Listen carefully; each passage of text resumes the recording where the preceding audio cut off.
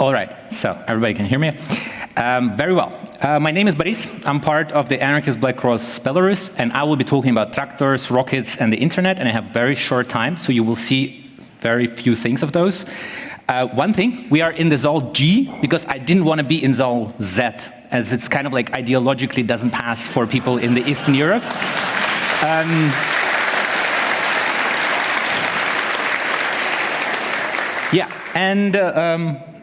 We will have like a short question and answer section in the end. What the fuck is ABC Belarus? Many of you don't know. We are like an activist anarchist collective that supports for the last 15 years people who ended up in prison fighting dictatorship in the country. Since our existence, beginning of our existence, we never had any people we never had a situation where we never had people in the prison. So people are constantly in prison in Belarus in the last 15 years fighting the dictatorship. We do solidarity work also with those who are around the people who are in prisons, so their families and so on. We also we were promoting, we don't have so much time left anymore, but before building up a security culture, so for the activists to know how to go around the new mechanisms of a dictatorship to suppress the population. We do collect a little bit of data from like the courts, so we see what the government is using, for example, to crack the laptops. We see all this shit coming up in the documents from time to time. And this is not a talk about our group, so you can check out our website and see what is it about. So, tractors, here they are. They don't always look like that. Sometimes they look like that. Tractors are one of the important parts of for you to imagine how Belarusian industry looks like. So after collapse of the Soviet Union, Belarus was and remained like a zone of heavy and light industry, production of tractors, but also we had industry that was connected with war or militarism of the Soviet Union, right? So there are factories that are producing small chips for the rockets and shit like that, and this continues. So partly Russian war industry depends on Belarus in production of the rockets. The situation where Russian rockets hit wrong target in Ukraine also connected with the fact that Belarusian workers are stealing precious metals from the factories. So like those produced chips are working like shit. And we do have it, but it's not like Taiwan or something like that. It's more like, imagine Soviet Union, post-Soviet Union country, that people are doing like some outdated technologies. So those are like the topic about the rockets. Belarus is participating in the war efforts of Russia right now, and it was participating for very long in build-up to the war. So helping producing enough rockets and enough of the flying shit that goes to Ukraine right now. However, after collapse of the Soviet Union, Belarus became also very dependent, and it was dependent and became dependent on Russian resources. So oil, gas, and all this shit comes mostly from Russia, economically dependent on Russia, and thus politically dependent as well.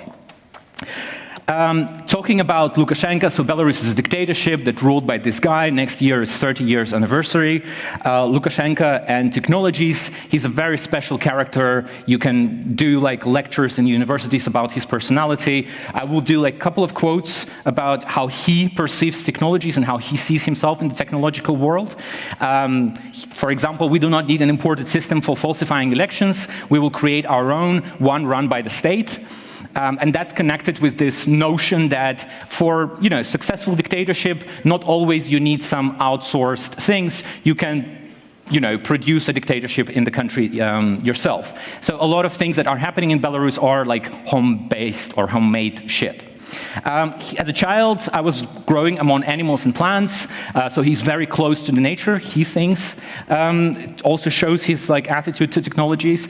And the last part is, I even don't have a mobile phone. I'm looking at other presidents and see how they're preoccupied with their iPhones. I'm not doing that. I know what security is. And even more, I have enough people who can do that for me.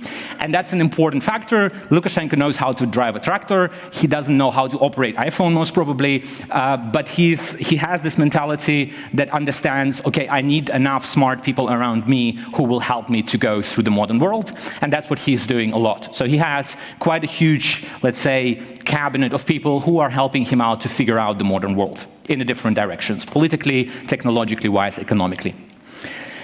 Although Belarus is a dictatorship, it is a country that was for many years a partner of the European Union. It changed recently. Before 2020 protests, before the uprising of 2020, European Union was cooperating with Belarus on the border security, what they're doing also in Turkey and many other authoritarian regimes. So for European politicians to protect the borders, build up offenses, it's fine to have like a bloody dictator that is ready to kill people. So that's what European Union was doing, and that involved also transaction of technologies. So for example, you go to the Belarusian border and you're getting controlled, and you have this huge X-ray machine that is going to X-ray your car or whatever shit you have. And it's written like there's a plate that says like this machine is financed by the European Union, and you think like, wow, thank you European Union, you're like really helping democracy in Belarus. So European Union was also investing a lot in the infrastructure projects inside of the country, roads and shit like that. This was connected also because Belarus is a transit country, so you need a lot of transit between Russia and Europe. Not anymore, but before it was the case, right? Everybody wanted to trade with Russia. A lot still do.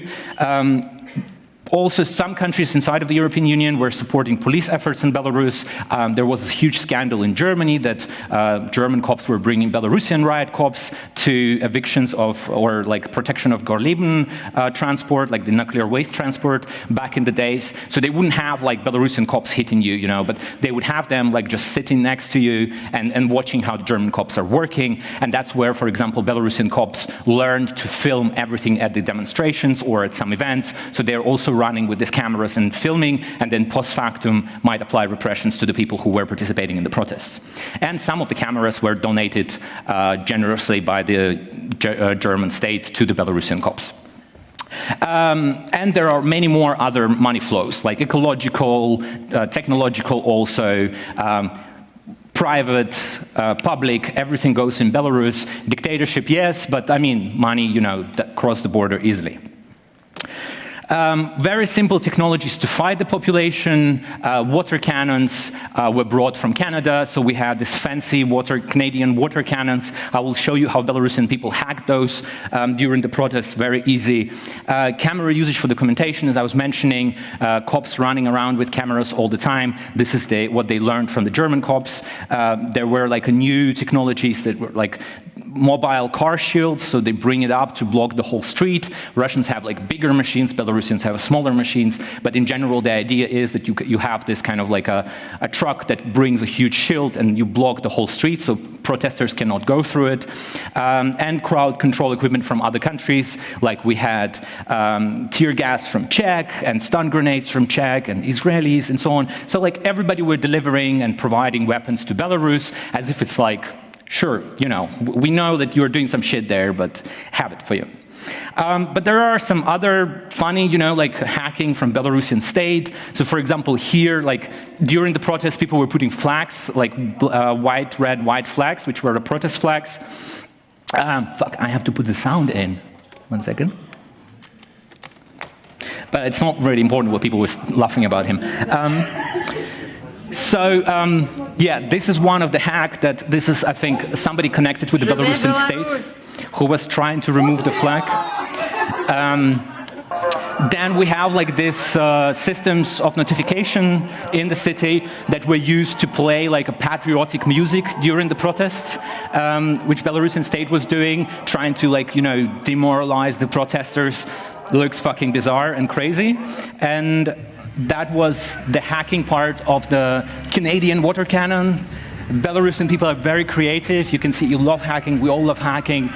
That's how you hack the water cannon.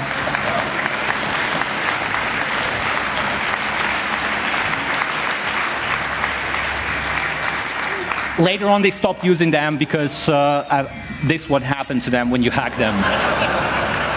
Yeah.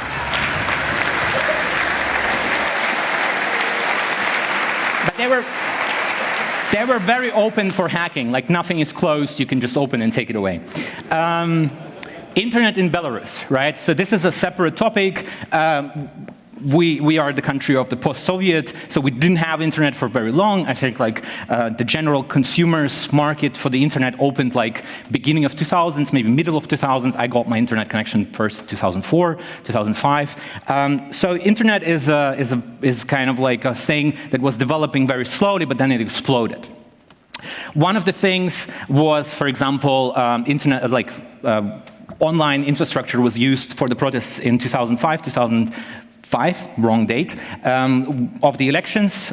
So we had like a protest camp on the streets, and people set up an indie media information point, which was broadcasting updates online live, and this was one of the first situations in Belarus where the website started getting blocked. So Belarusian indie media was the first attempt of Belarusian state to fight certain content on the internet. There was like mirrors, there was a lot of solidarity also from outside, so this worked pretty well for the protesters, didn't work so well for the government. The protest was smashed, but for a lot of people, the opportunity of organizing through the internet became very obvious, and people started using it en masse. Later on, Belarusian state started blocking from 2016 Tor network with different success. Of course, like you can't block it with tractors putting it on the road, so you need more sufficient, or complicated systems. And of course, you can't get them easily in Belarus from the factories that are producing rockets. You can't hit the Tor network with the rocket. So, they started searching for those, and you can see that, 3 years, Belarusian cops were going to security congresses where, these private companies were selling their shit to anybody, pretty much.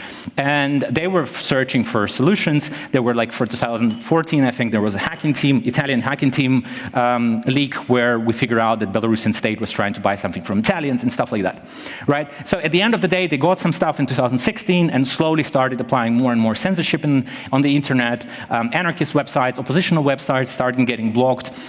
In 2020, this system exploded en masse. So we have hundreds and hundreds of the websites. Some of them Islamist shit and stuff like that. But some of them are legit oppositional, anarchist and stuff like that that are blocked, and you can't access them through a normal network. Yeah. And right now, because Belarusian state was under attack for quite often from certain groups, a lot of websites, governmental websites, kind of created a whitelisting just for Belarusian IPs, so you can't go to the Belarusian state websites from outside. So a lot of people paradoxically left the country, live in exile, but use Belarusian VPN to know if they're included in extremist or terrorist lists. Yeah, so one more thing about Belarusian internet and Belarusian communication infrastructure is SORM. Some of you have heard about it. This is a saying that was developed for many years, and there are different versions of it, and it's pretty much backdoor, legal backdoor to put into the networks of the communication providers. Before it was just a smartphone, it's a cell network. Now it's also internet network and so on, internet providers. You just put a black box, and the cops somewhere on the other side of the country can have access to your network directly, and they can see all what is happening on the network, and they, clone easily IDs and so on and so forth. So they are owning pretty much the private networks of the private providers. Also, what is not mentioned on the slides, Belarusian internet is in one way or another is governmental, so you have one exit for the internet to the outside world, and this is controlled by the state. And all the private companies that are working with the internet are actually renting internet from the state and then reselling it to the private bidders. Internet censorship. So I was telling you that they were going and buying shit on the market. One of the things that kind of blew out, and we figured out in 2020, was this company Sandvine. You might have heard about it. They were selling pretty much the gear, the hardware for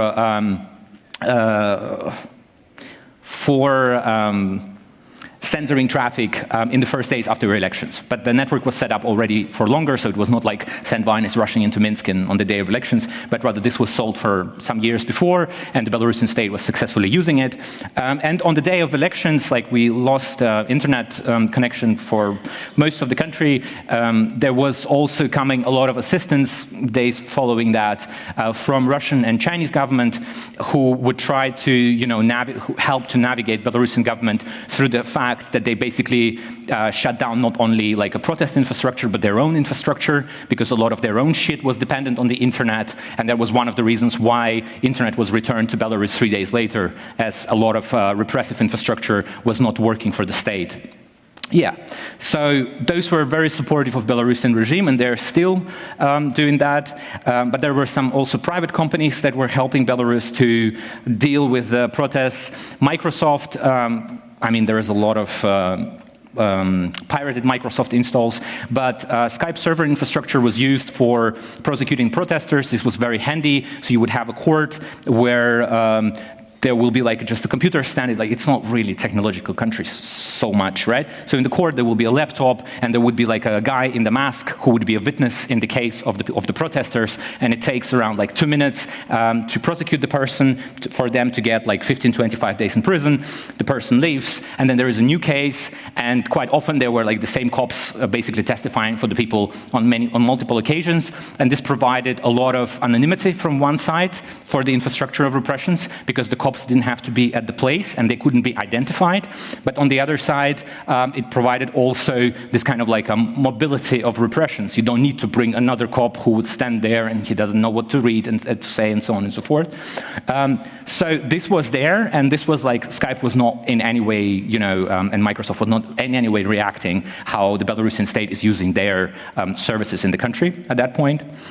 Then we had Synesis. Synesis is like a Belarusian company that was developing a face recognition system and this smart city bullshit and all the crap you can find on the pages of the internet these days.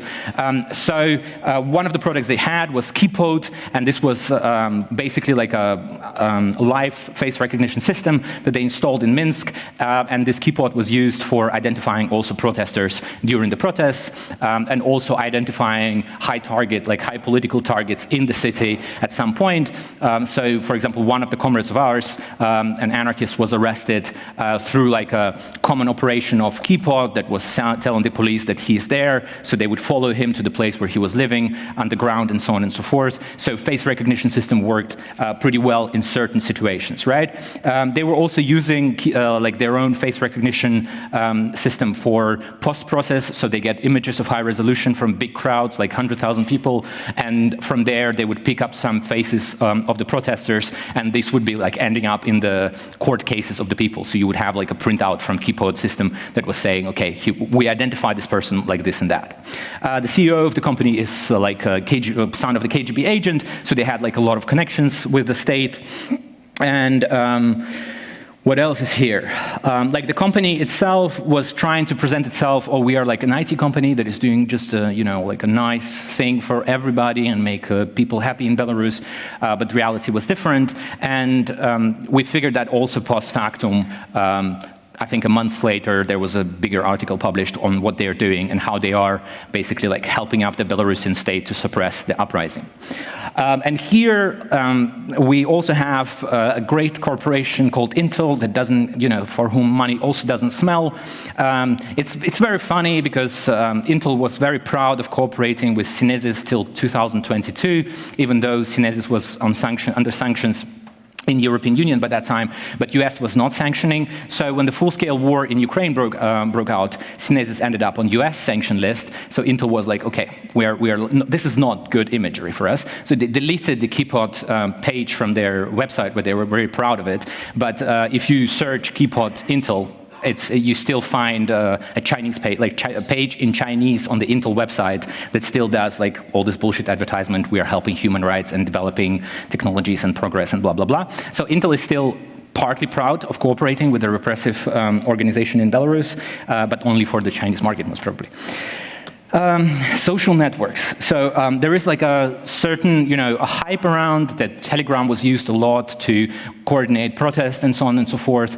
But reality, I mean, and it was, but reality, the other side of the coin was that we ended up in quite a shitstorm because people could be identified through the Telegram or the way Telegram is built, through IDs, like the unique IDs that doesn't matter if you change the phone number and so on and so forth. So a lot of people ended up being prosecuted because they did some shit on Telegram, and in like the further we went after repressions of the uprising, the more ridiculous those could be. Like even putting, you know, a shit emoji under information that a KGB agent was shot during a raid would be enough to start criminal prosecution against you. So those things became very problematic, and at the end of the day, we've seen that Belarusian state is observing not only Telegram, but also other social networks. Telegram at that point was not really cooperative with Belarusian state, and they were still selling, like Durov was still selling this, image of we are like for the human rights and for people and all this bullshit. But by the time, like a year later, we ended up with a situation when the protests died out, that Durov started blocking, Telegram started blocking certain channels in Telegram that were, for example, de-doxing police or documenting police violence in court cases and so on and so forth. So those channels are, for example, there is a channel that is called Belarusian Punishers that has a list of police officers who were responsible for the violence, and this is blocked on Telegram, and you can't find it. Official point of Telegram, this is not us saying, they said, okay, Apple actually forced us to do that, but reality is that it goes both ways. You have to cooperate with each other for this to happen, and this was happening on one side. On the other side, Telegram was blocking also channels of the same people, the same kind of groups in Russia that were also de-doxing cops who were using violence and who were participating in repressions even after the full-scale invasion. So we see a lot of censorship and a lot of cooperation happening after the protests. So during the active phase, they would be yeah, we are standing with you and you're almost won, so we would like to be with you. But when they see that the status quo is maintained, they start cooperating, they start following the laws of the country, even if those laws are oppressive or doesn't make any fucking sense, and so on and so forth. Yeah, and Vkontakte, I think this is a social network in Russia. They are completely working with FSB and shit, and Belarusian state also has pretty much direct access on what you're doing there. So there were some people organizing, but for even a normal people, it became clear that don't use Russian social networks. This is a bad idea, and then apparently you shouldn't use Chinese social networks, and maybe don't use social networks in general, because a lot of them have a potential of repressions of not only individuals, but the social movements and shit like that. Mobile phones and data collection. So what did we figure out during the protests and in the last years? Celebrite, of course, they are fucking happy to sell themselves to any repressive regime. So Belarus is not an exception, and they were used, they're still used. So Belarusian state is still buying Celebrite licenses through some third-party companies. And I mean, sanctions is a fucking joke in general. And even the companies who are saying we're not doing that, in most cases, they are doing that, but through the third party. Data dumps, so through Celebrite, but through certain other companies, you just get a set of phones, right? And I don't know, there would be 500 people detained, there would be all the phones confiscated, and the cops would be dumping all the data from those phones, and then they wouldn't have a time to go through this data at the point, but then you might be prosecuted in half a year later for what they found from those phones. And also, there is a lot discussions during the Congress as well, and in general in the security community, the strong passwords, encryption is very important, but we figured out that, encryption works very bad if they're torturing you, and that was the Belarusian, way to break encryption. They didn't try to, make a technological way into this, but rather they fucked you up to the point where you decide, okay, I rather die or I give them the password, and quite often it worked pretty well, and it worked also in the way, not retrospectively, but in a threatened way. So okay, some people were tortured to get access to the encrypted drives, and other people would be okay, I give you the password without torture. So encryption doesn't work against torture in Belarusian state and in many other cases. And this is, it doesn't matter how perfect your security system built technologically wise, quite often the human factor is still the weakest link in the whole situation. Then we had situations where the cops were impersonating activists up to the point where they were registering, for example, on the dating apps and putting naked pictures that they would get from the data dumps and so on, and then then people would be calling those activists, hooking up with them, and so on and so forth. SIM cloning, that's a huge thing that I think people should fucking get engraved in their brain, that your phone and the SIM cards that you get do not belong to you. You are borrowing them from the companies, and quite often if the companies have, or the state has access to the companies, then the state owns those, and that means the state owns your fucking phone number, and that means phone number is not your unique identification.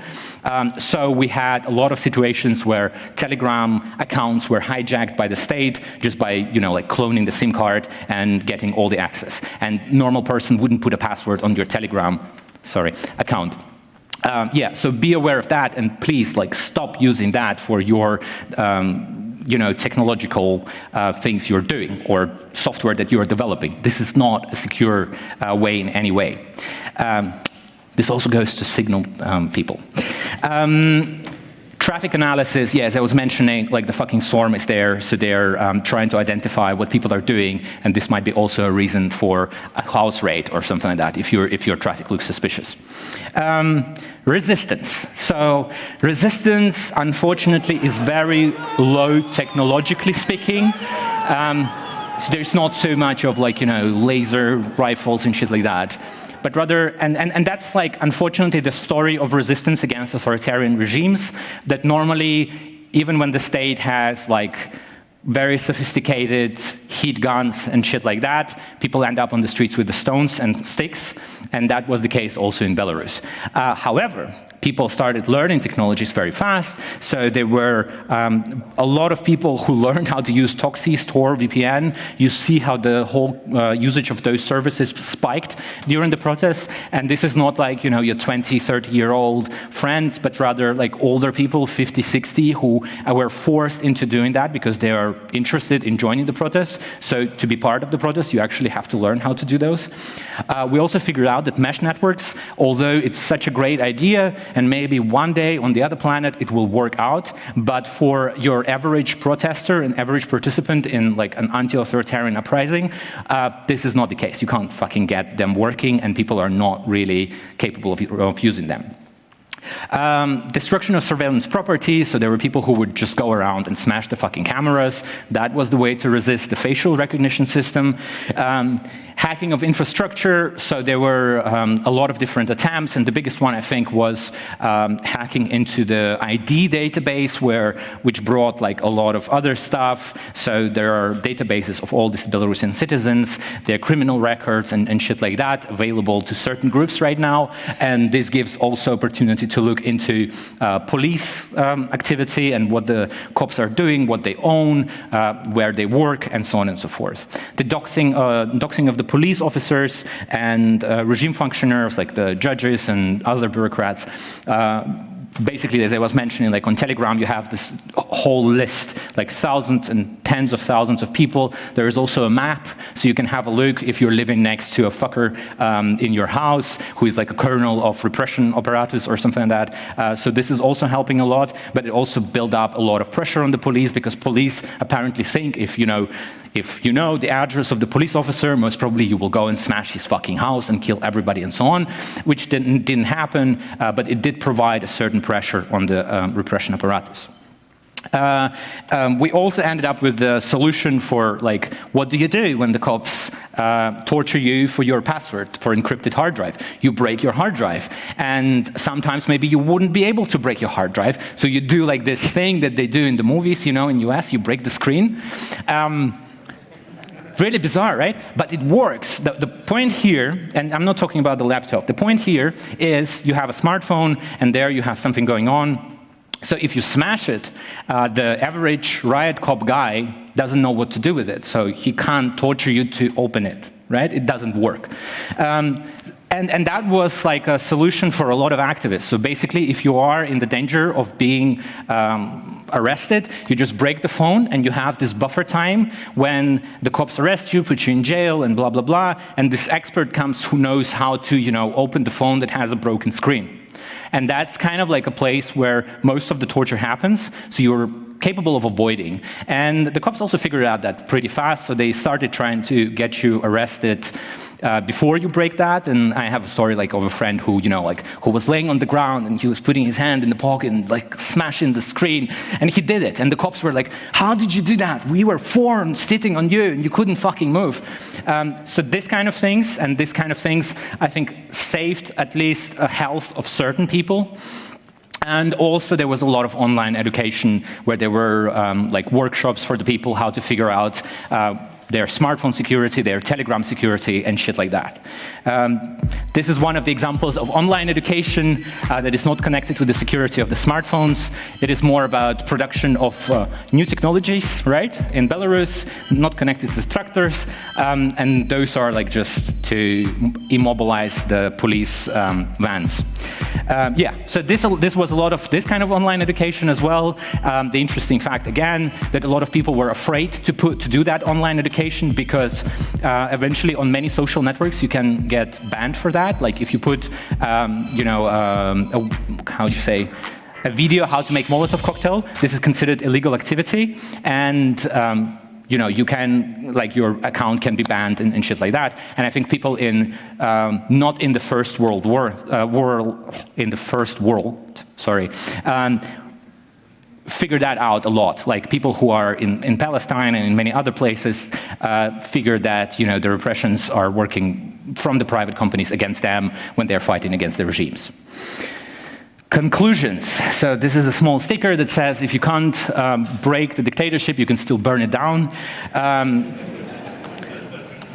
Conclusions are very short. There is a lot to talk about. Capitalism is fucking evil. I mean, hundreds of years of this fucked up story. I hope all of you figured this out. This is not really a fucking mystery. You don't have to come from USSR indoctrinated by Marxism, Leninism to know that capitalism is evil. And capitalism...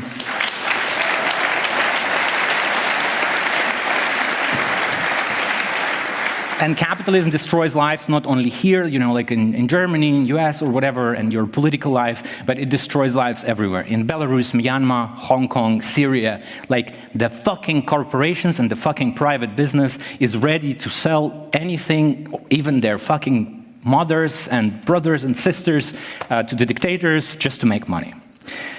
Your phone number is not a good ID, it's a bad ID, don't fucking use it ever, because it can be easily identified in Germany as well, in many other countries. It's like, it's a fucking, like, if giving a passport. Just when you are registering with your phone number, just imagine that you're giving a passport to some company, right?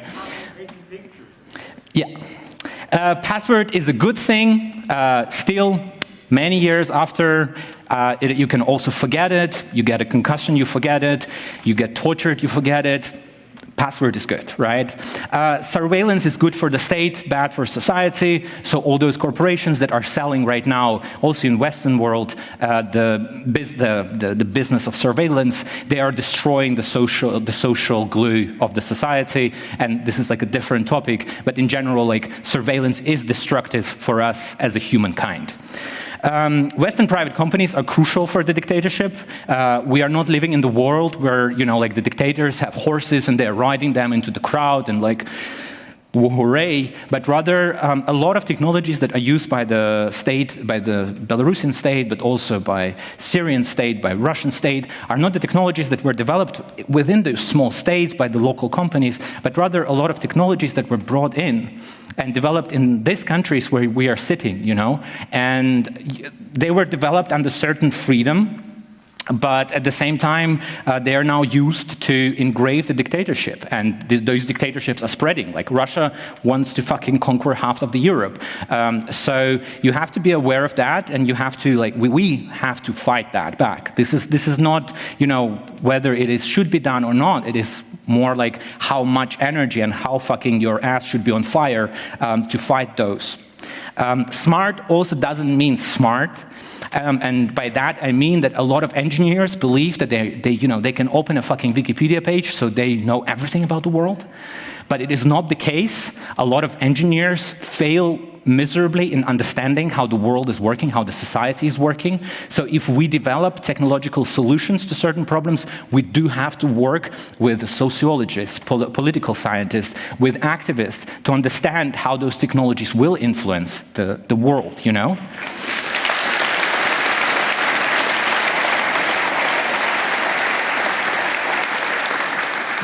The time is fucking running out, and I'm not talking about only about ecological catastrophe, but also technologically speaking. We are in the race with the dictators and authoritarian regimes who want to enforce and make their regimes stronger through technologies, face recognition systems, and all this shit that is making the state way stronger against the society.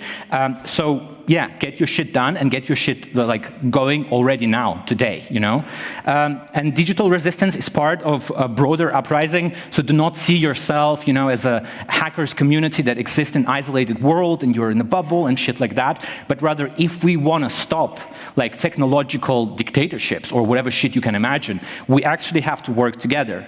Technological activists, street activists, community organizers, all of those get together and fight against the dictatorships, fight against the authoritarian attacks on us, on our society, on our families, on our friends, and only then we can win.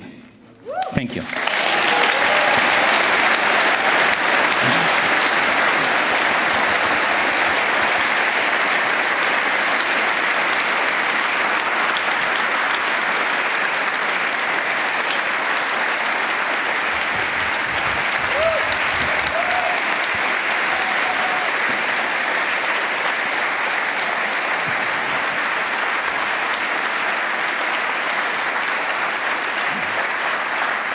I have one more thing.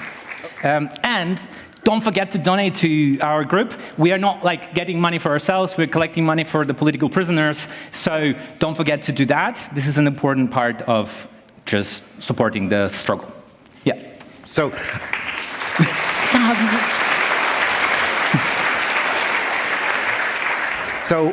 we have a couple of minutes for questions, but if you have to leave, leave super quietly. And also, a question is a short sentence with a question mark behind it, not a long essay. I have ChatGPT for that. And we have a question from the Signal Angel. By the way, the microphones are up front here. Here, 1, 2, 3, 4. That's where you have to stand in order to do a question. Signal Angel, go ahead. Yes, the internet wants to know what you expect Microsoft or Skype to do. For example, blocking Belarus as a whole, or wouldn't that also negatively impact the activists? What's your opinion on that?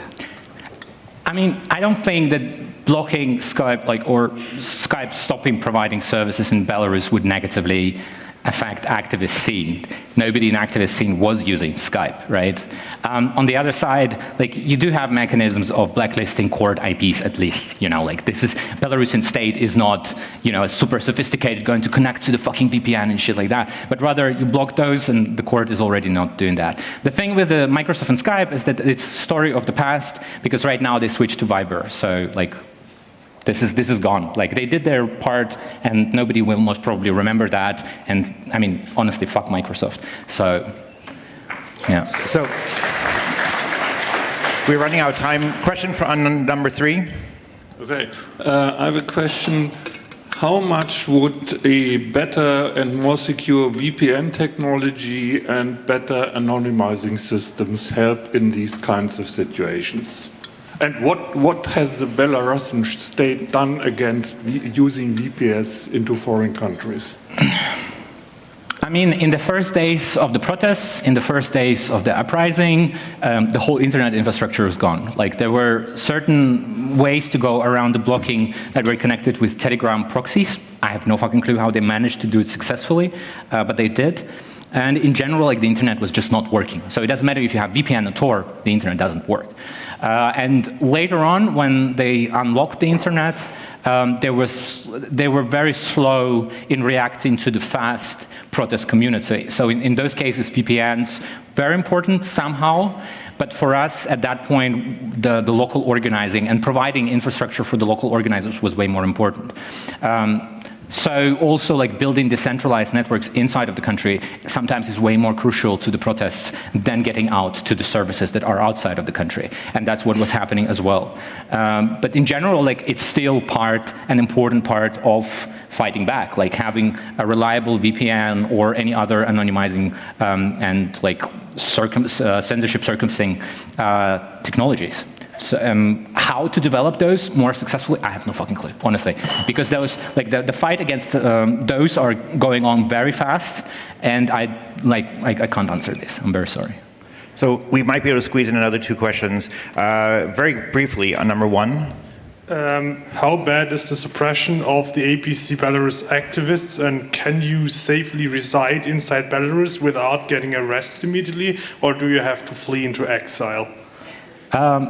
Like in general, not talking only about us, but the bigger political spectrum of all the groups that are providing solidarity work, all of them are gone, like from Belarus. So all of the activists from liberal, also human rights defending groups and so on had to leave. And if you would be identified as a member of such a group inside of the country, this would be enough to prosecute you and to put, I mean, any case they want on you. This is not a, like a legal state, but rather they prosecute you and that's it.